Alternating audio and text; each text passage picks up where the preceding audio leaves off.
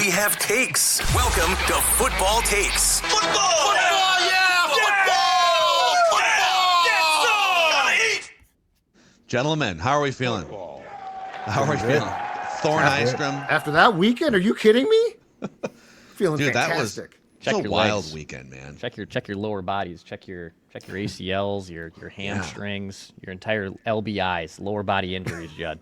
I mean, have we? Yeah. By the way, we got Thor Nystrom in the house. We got Judd. We got Dex. Phil here for the Monday edition of Football Takes. You can also find Thor is on every episode of Football Takes with a rotating cast, slinging takes about college, the NFL, the draft, also helping you potentially make money with his football takes throughout the week.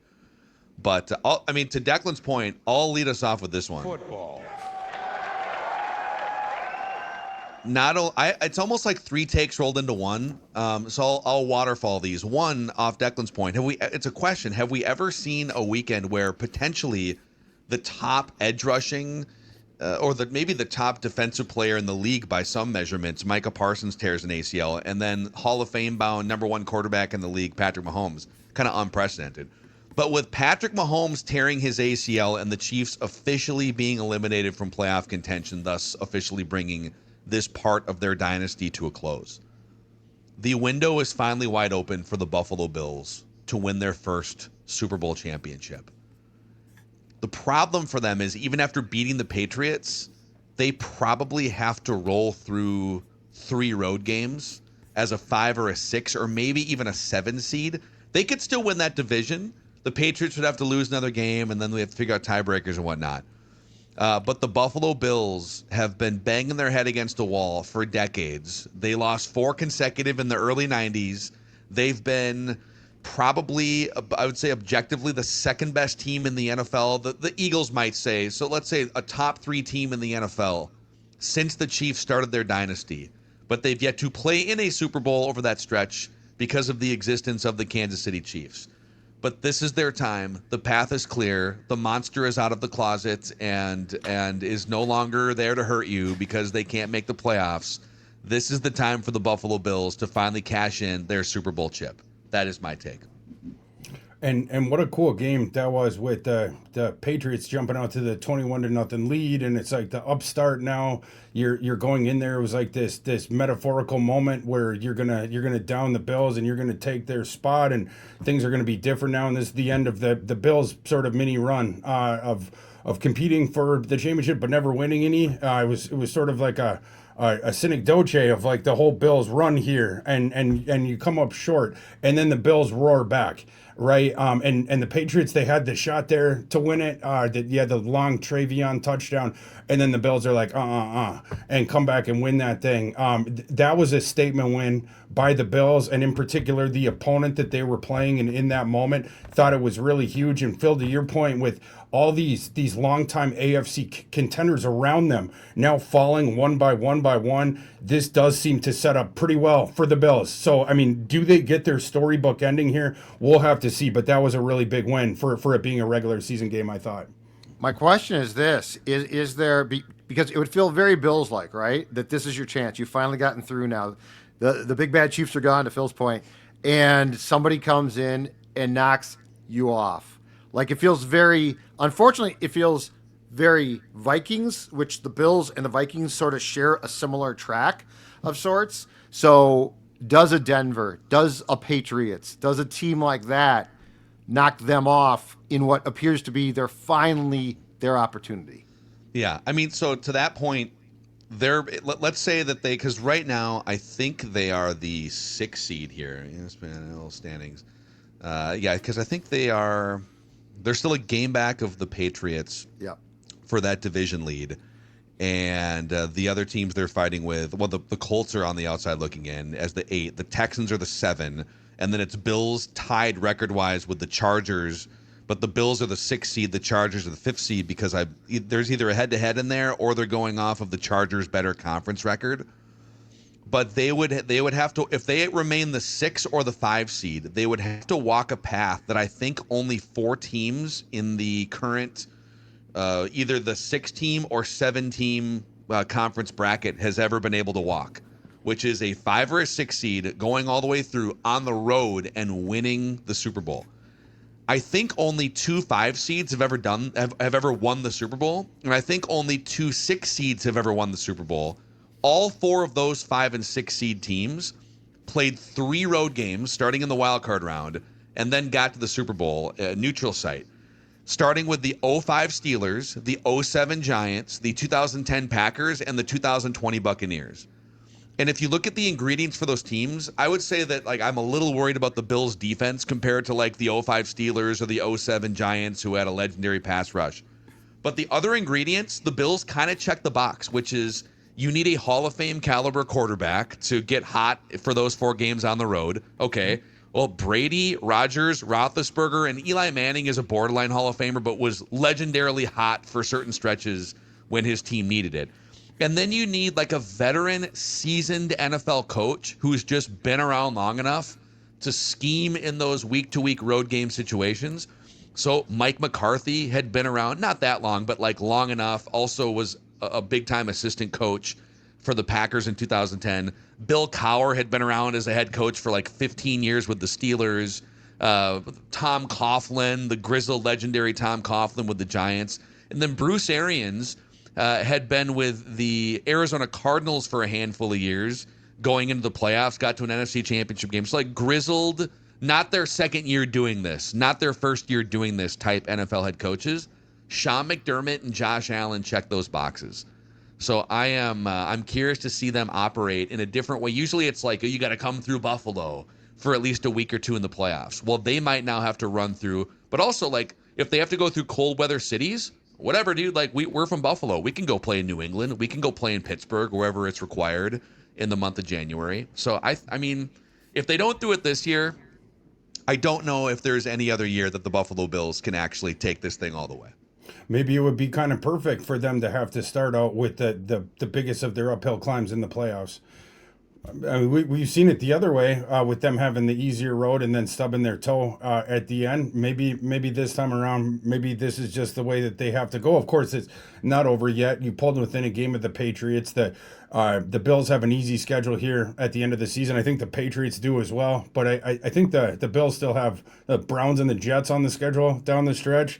Also, the Jets on the schedule for the Patriots as well, and they have the Dolphins. We'll just have to see. You're going to need the Patriots to stub your toe to get the easier road there. But who knows? Maybe this time around, maybe that's what this team needs is not being seen as that, or in this sort of paradigm where the Chiefs aren't going to be in this thing. The Bengals, some of these other teams we're used to seeing, they're not going to be in it. Maybe in that paradigm, maybe it's better for them with the uphill climb to start. Yeah. What do you guys think this means for the Chiefs? Season cooked. This is the first time that Chiefs fans, since Patrick Mahomes was drafted, get to refresh tankathon.com on a regular basis the next few weeks. What does yesterday mean for the Chiefs, in your guys' opinion? Obviously not good to have the injury to Mahomes, but now the Chiefs, what is it, 3 straight losses, and you're probably going to expect to lose some of these down the stretch as well. The thing that is good for the Chiefs is we already knew coming into the season that they were going to have to do the mini blow up of the roster after it. Obviously, the Chiefs were hoping that this was the Michael Jordan, the one last dance kind of a thing with this incarnation of the roster. That didn't end up happening, but now you're going to get some premium assets coming out of this thing in your attempt to try to turn this thing around. Your roster next year is going to be younger. You're going to get rid of some of these high-priced veterans, and you have to reconstitute that roster so that it's viable with the cap going forward. You were already going to have to do that stuff, so having more draft ammunition, I don't think that that's a bad thing at all. But obviously, the Patrick Mahomes injury, have to see when he comes back. But Patrick Mahomes, he's going to have more help around him, I think, when he comes back, in part because of this. If he comes back next season, I think that the Chiefs, because they're very well run, I think the Chiefs could be a fringe playoff team again very quickly. Wild card team. I don't think they're destined to be bad, because it feels like their drafts have been strong for the most part, Thor. And so, yeah. And now this also depends. What's the amount of the damage to Mahomes' knee, and how long is he out for? But if he can come back, I think they could be a fringe playoff team again very, very quickly. Yeah, that's for sure. And let's say that it's slower on the recovery timeline, and he doesn't, he misses time next year as well. That's an advance of the 2027 Colossus draft class that we've all been looking forward to for multiple years. So if you did happen to have a disastrous next year as well, because the Mahomes injury lingers, there would be a silver lining down the stretch. I realize Chiefs fans don't want to hear that, but it just is what it is. Football. I like it. Judd, you want to piggyback? I know you got you're sitting in the AFC too with your take. I am indeed. In fact, I am sitting in a stadium yesterday where they didn't shovel the seats. The snow was still on the seats when fans arrived, and I believe the feel-like temperature was -7. That's right, the Bengals. If Joe Burrow appeared unhappy, which he very much did last week at his press conference, you ain't seen nothing yet. I don't know if you guys saw this, but since it was great, the Vikings played a night game, it was a red zone day for me. So, and they actually showed enough to see what Burrow was going through on a miserable day against Baltimore. And let's just say that team, it looked like Burrow had a lot of guys around him who were not exactly invested. There was one point I saw a tweet of a highlight where Burrow is like scrambling and gets gets hit hard, goes to the frozen turf, and not one lineman from his team came over to help him up, okay? This guy's a generational, and I know he had a bad day. 2 picks, 21.4 QBR. They got shut out. I get that. But I'm sorry. I feel like this gets more and more towards a breaking point of sorts. And they could fire Zach Taylor, but the problem is they're just not well run. Like, they're just not well run. It might be funny, but they can't even get their stadium shoveled out. Like, that's a league rule. It has to be shoveled out. They can't do that. And Joe Burrow is going to be 30 next year at this time. And I'm just going to say right now, you know what? If I'm going to be 30 and I'm playing in -7 with a team that can't get its act together, which they can't, you know what I'm thinking? It would sure be nice to play for a team that plays indoors if it's in a cold weather city. So I think the Burrow stuff is just starting. I really do. I think he definitely lit a fire last week and it's smoldering right now. I would not be surprised if that thing is raging, because I just don't see a path to Joe Burrow being a Bengal and ever getting back to a Super Bowl. And he wants to win. He's not going to retire. But my God, the Bengals seem to make it very tough. And that's with Jamar Chase signed. It just feels like a disaster. And Sunday did nothing to convince me that Burrow is going to say, I just had a bad day last Wednesday. No, I think he knows exactly what's going on here. And I don't know it's a tenable situation. I don't disagree, because I don't know how you could see a path to the Bengals becoming a well-run or competent organization. For years and years, decades, my entire football-loving life, it's been a running joke that the Bengals, they put the least money into their coaching staff, and they have the smallest scouting department in the NFL as well. And you see common mistakes with their personnel choices in the offseason, with their draft picks. The same mistakes being made over and over and over again, and then being really petty with the money. They had a standoff with Shamar Stewart, their first-round pick from last April, where Shamar was just asking for the stuff that the guys picked around him were also getting, which was guarantee of the rookie money with the rookie scale contract. That all the guys around him got that, but the Bengals, they wanted to be the one organization to hold the line on that, and so then you end up delaying the start of his career. And speaking the offensive situation, the personnel around Burrow in particular, you have the flashy skill stars, of course, in particular at wide receiver, but the Bengals year after year, I scream about this every single spring, talking about the NFL draft. They always have enormous offensive line issues that then they eschew, because it's, Joe he'll figure it out. He'll get the ball out quick, and then we'll get it to the stars, and we don't have to do that. And then every single year, Joe Burrow, he spends 17 games, or unfortunately less in recent years, as a crash test dummy behind that horrible offensive line. And then he gets injured, and then we're back to this thing again. You have an organization that does have resources, and yet they can't fix their defense every year, and they can't fix their broken offensive line. And so you leave Burrow back there to just get battered around. If I was Joe Burrow, and you know how many years that you have left of this thing. He talked at up at the podium about how much he loved this game and how much that love was when you're in a situation where it's not fun, that love starts to get siphoned away from you and stuff like that. He has to, if I was him, I think if any of us were him, over the offseason, think long and hard about this. If I think I have 5, 6, 7, 8, however many good years of football left, do I want to spend it with one of the 32 teams that spends the least, that does the least research, that is projected to give me the least help with their personnel decisions for the next 5, 6, 7 years? I don't know that I would want to. But if you're the Bengals, agreed. Like if I'm Joe Burrow, don't make the mistake that there's so many stars across sports where like they're loyal and they don't want to be the bad guy and they still have a relationship with the fans. But it's like, dude, Damian Lillard in the NBA just hanging out in Portland for all those years. Like, dude, Mike Trout with the Angels, bro. Like, go play in the playoffs. At a certain point, you don't owe anything. Go play some high level. And if you're Joe Burrow, I think, I don't know if it was Cincinnati media members or if there was national media members in there, but like after the game, they were poking at some of his comments from earlier in the week and then the bad game that was played and kind of like trying to get him to say, do you want out of here? Like, just say it if you want out of here. And he said, my comments had nothing to do with Cincinnati. And he was kind of walking a tightrope. He doesn't want, he's from Ohio. He's a local kid. He doesn't want to alienate his people.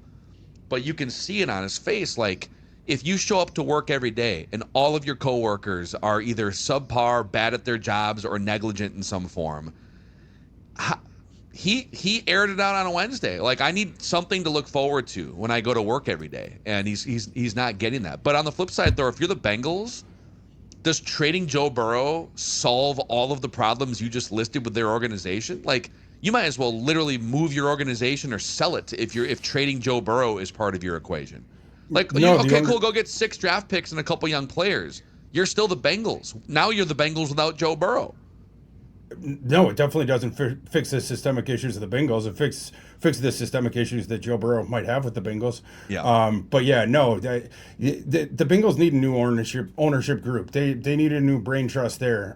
That's a whole different discussion. But the where you're at with that, it just is what it is for Joe Burrow. So it's like, do I want to keep living in this house or this apartment complex where the landlord he doesn't fix the roof is caving in and the locks to the outside are open and people outside, they can hear the smoke alarms in the vacant rooms are going off. Do I want to keep living in here? Do I want to keep living with the absentee landlord? Or do I want to go to a place where I can be successful and enjoy my living situation? That's incumbent upon Joe Burrow. None of us can make that decision for him, but that's what it is, because that ownership group ain't changing. Yeah. Man, this is going to be a juicy next few months. My guess is the Bengals, they fire Zach Taylor. I mean, it just feels inevitable. The whole team is dead, and that's the easiest thing. Like, they'd rather explore, hey Joe, we're gonna get you a different coach. I know that you don't hate Zach, but like, we're gonna get you a different coach, and we'll see if that might, in the short term, for a year or two, just keep the train moving. But I don't know if it fixes it. I don't know what coach. And by the way, coaches are going to be a little bit. I'm sure there's coaches that would love to work with Joe Burrow, but are equally apprehensive on the flip side about working for the Bengals. So Right. threading that needle for them is going to be really interesting. And if you take that job, I mean, to Thor's point, with the way that entire franchise is run, because everything's done cheap, everything. Football. Like, every negotiation turns into a problem. So I could see Burrow and his camp trying to force their way out, and the Bengals might balk. But if you make it very clear, hey, I don't want to play here, it gets tough, and you could get a big return. But unfortunately, the Brown family has just been a running joke. Like, they just don't belong in today's environment of all these billionaires. It's unfortunate, but it's true. Yeah, no, that's a good point. Football. Okay, Dex, are you in the NFL? Yeah, I'm in the NFL. Because Thor's gonna cut open a vein here on a college player here in a second, I think. But let's go Dex, and then we'll go to Thor. Let's go into the NFC now. You guys have given some takes in the AFC. Let's go to the NFC. I guess my take or my statement would be, don't slip up or get got. So the Rams, big Thursday night football game this weekend. Rams going into Seattle. Going to be an awesome game. If the Niners win out to close the season, and by the way, the Niners have the Colts on Monday Night Football next week. They have the Bears on Sunday Night Football.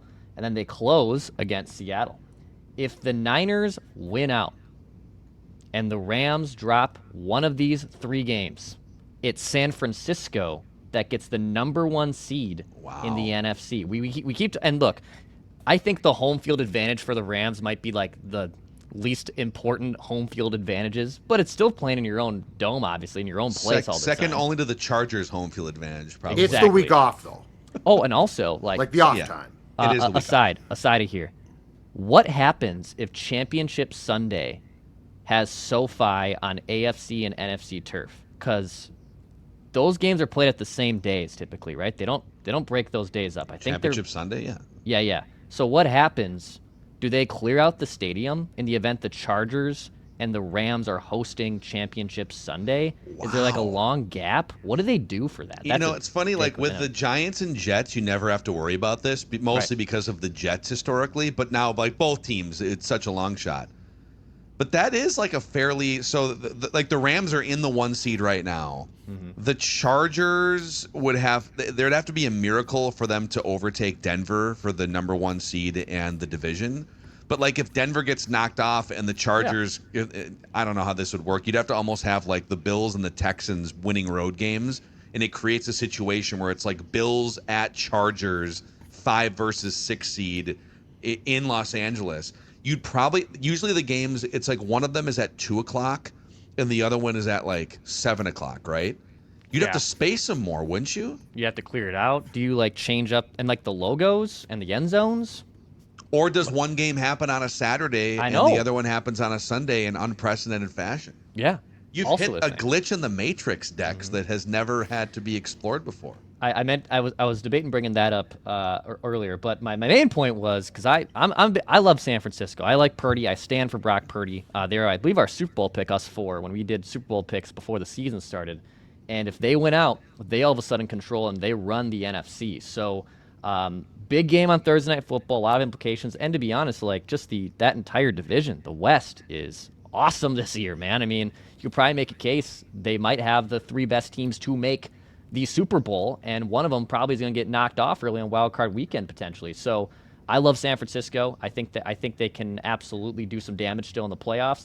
They've gotten Purdy healthy. They're beating up on some bad teams here, but they have a path to still get the number 1 seed despite the Rams looking as good as they are. The San Francisco 49ers can still get that number 1 seed. In 2021, when both of these teams moved into SoFi, Pro Football Talk addressed the issue. Oh, nice. What happens if they both host conference championship games? So from 2021, 13 years ago at that time, 13 years ago, the league had a plan as both the Jets and Giants closed in on the potential, get this, number 1 seed in their respective conferences. In that case, if they had both hosted championship games, one game would have been played on Sunday night and the other game would have been played on Monday night. Oh, we do Monday night. That's what they would have done 13 years from 2021. So what now, 17 years ago? Yeah. That's what they would have done. They would have played one of those games on a Monday night. I want that to happen now. I do too. It's great. I was going to say, it's not a bad idea. Yeah. More football. Spread it out. Do it even without football, needing the contingency. Well, spread out. Yeah. Yeah. not I mean, bad. yeah, to Thor's point, should they just do this anyways? Do we need both those games on Championship Sunday? I could could be see it. Championship weekend? I could actually see it because it would then put both games right in the heart of prime time. Oh. I bet this is going to happen someday. I bet this is going to happen. Coming up next on Netflix, hope you have it, the NFC Championship game. If you don't have it, you might want to get it now. I feel like everyone pretty much has Netflix at this point. People make such a big deal out of it. I think it's more the convenience of like, where is the game? Yeah. It's like coming up next on Peacock. Dude, they put John Cena's retirement match on Peacock. They're putting everything on Peacock. Football. John Cena, oh boy, shout out to John.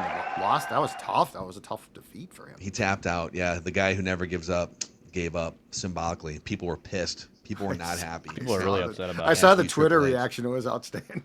Yeah, that's going to be our next new podcast, Wrestling Takes, and it'll be led by tempt Judd. Me.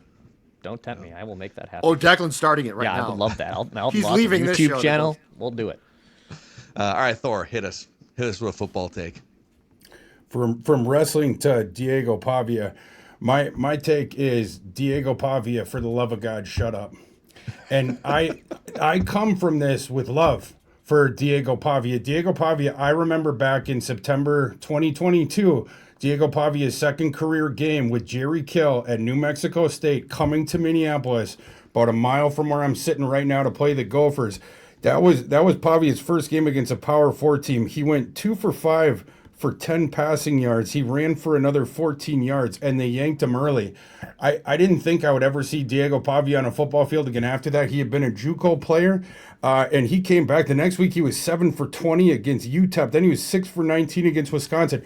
But he ended up figuring it out. Jerry Kill was right about Diego Pavia, and obviously those two, a couple years ago, go to Vanderbilt, turn that entire program around. He had 10 wins this year. And the stats for Diego Pavia, almost 3,200 passing yards, 21 touchdowns through the air, only 5 interceptions, had another 615 yards rushing, 7 rushing touchdowns. And for all this, of course, he's invited to the Heisman ceremony over the weekend, and he shows up wearing all the jewelry and the swag, and he's with his family and his big entourage and everything like this.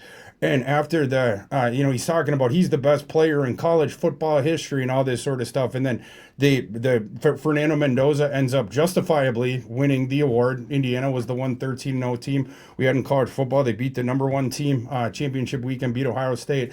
He wins the award. And then afterwards, Diego Pavia and his entourage, it's F the voters, is what they were saying, and different stuff like that, and being super duper disrespectful to the Heisman process, everything like this. And then he had to walk it back with an apology. Being a part of the Heisman ceremony last night as a finalist was such an honor. As a competitor, blah, blah, blah, blah, blah. Diego, you wouldn't have had to apologize for that if you just acted right during the ceremony, and we've seen this a little bit with Diego Pavia this year, the obnoxiousness, enjoying the attention. He likes, I think Johnny Manziel is like his mentor. I'm not joking. Like, I think that he's brought up Johnny Football over and over and over again. Diego, learn from the lesson of Johnny Football. Johnny Football was multiple inches taller than Diego Pavia, I think 3+ inches. At Vanderbilt, they list Diego Pavia at 6 feet. I can tell you guys, because I get the verified measurements. Over the offseason, the last verified measurement on Diego Pavia was 5'9 3/4, and like 205, 208 pounds, something like that. Diego Pavia has been now invited to the Senior Bowl. He is going to be in Mobile, Alabama in late January, the premier pre-combine NFL draft event. He's going to be given a shot to do his dream, to go from the unknown JUCO kid that wasn't recruited to the only guy that would give you an FBS shot was Jerry Kill at New Mexico State, and you were unplayable early on, but you got there. And then you turned around a school in the SEC that we never thought would get out of the basement in Vanderbilt. You had the great career, and now you're going to have this opportunity. You can't keep behaving this way, though. They're going to take that opportunity, or you're never going to get there. You had an undrafted grade from both of the NFL scouting services over the offseason. Your arm talent still isn't great. You're a great competitor. You run around, you're able to create stuff, you keep your head about you in the moment on the field, but you now have a big uphill climb to finish the last thing of your statement that I can get there, on my own, everything like that. Again, under 5'10", I have a 4.7 540 on him. You have a long road here, and the thing that you can't do is keep talking like this and keep being out there and cocky. And we learned from Shadir Sanders' last process, and Shadir Sanders is a way better prospect than Diego Pavia is. Diego Pavia, to get that shot into the NFL, you now need to humble yourself. And the last thing that I'll say, because this is the stuff that gets all the attention with Diego Pavia when he says this kind of stuff, just like it did with Shadir before, just like it did with Johnny Football. There was more media coverage for Diego Pavia last week that nobody saw. Everyone saw the comments that he made and the jeweler and everything like that. I thought it was really interesting. 2 days before the Heisman ceremony, there was another tweet that went out, a newsworthy tweet about Diego Pavia, but no, it didn't get any attention. The Special Olympics Tennessee posted on their X account Diego Pavia going and visiting the kids there, being motivation for them, giving them a speech.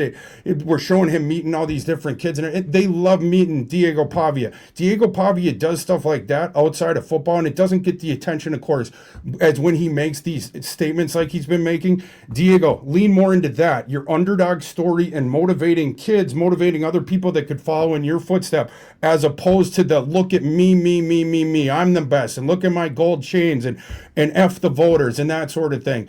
That is your path to continuing to have a life in football and having a job in football, and we're pulling for you, but just got to do it the right way.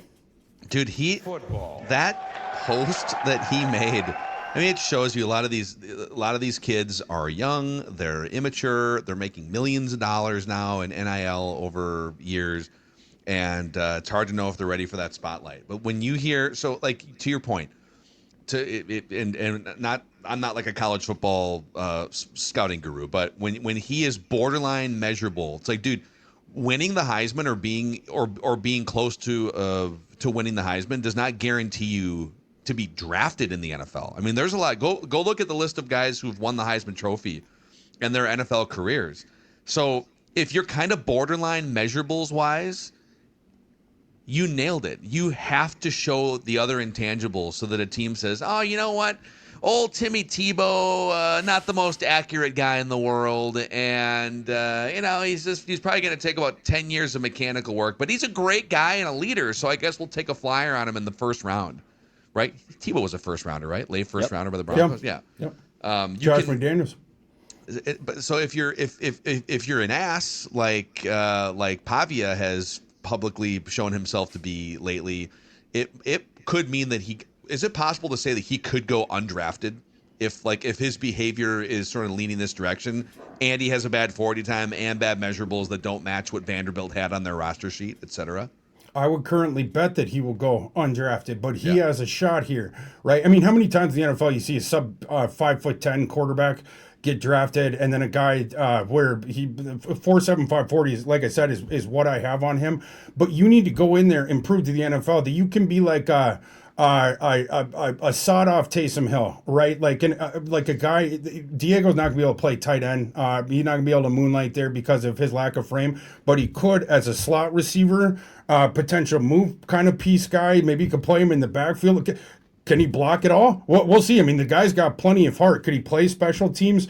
The quarterback thing, I don't know if he can get there. The arm talent, he has improved as a thrower. I don't know if it's going to get all the way there, but either way, to convince a team potentially to take you late in the draft or to make you a priority free agent, he's going to come in as our fourth quarterback. If you want to try it as a quarterback, you have to prove to teams, I'm not going to be a distraction. It can't be the Shadur Sanders thing where on day 2 of the draft last year, teams were calling him, we're thinking about taking you, and I'm not going there to be a backup.